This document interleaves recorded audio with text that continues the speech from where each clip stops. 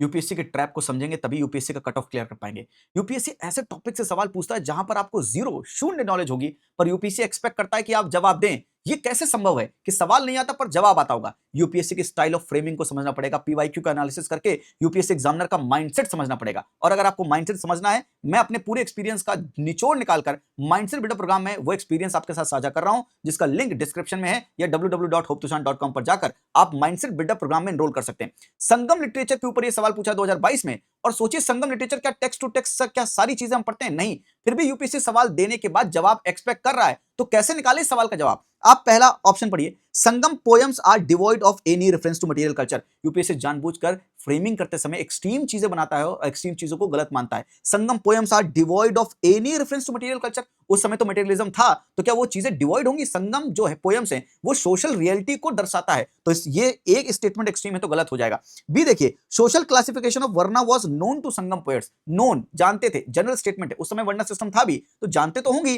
तो बी तो general extreme नहीं है, तो बी पर होल्ड करते हैं। सी देखिए, Sangam poems have no reference to war ethics. उस समय वॉर होते थे, एथिक्स भी होने चाहिए थे, और बोल रहा है Sangam poems have no reference to, तो नो रेफरेंस मतलब अगेन एक्सट्रीम बनाया है जानबूझकर ताकि सी भी गलत हो। और डी देखिए, Sangam literature refers to magical forces as irrational. Magical forces, वो तो गॉड को मानते थे, और क्या मैजिकल फोर्सेस को इररेशनल मानेंगे? ये अगेन एक्सट्रीम है, तो ये भी गलत है। तो इसका आंसर क्या होगा? बी, क्योंकि बी जनरल है। संगम पोएम्स आपने पढ़ी तो नहीं है, लेकिन जानबूझकर यूपीएससी ने इतना अंदर घुस के सवाल क्यों बनाया? क्योंकि वो जानता है कि जो मेरी स्टाइल ऑफ फ्रेमिंग को समझता है वही इंसान मेरा जवाब दे सकता है। इसलिए पीवाईक्यू का एनालिसिस करना मस्ट है।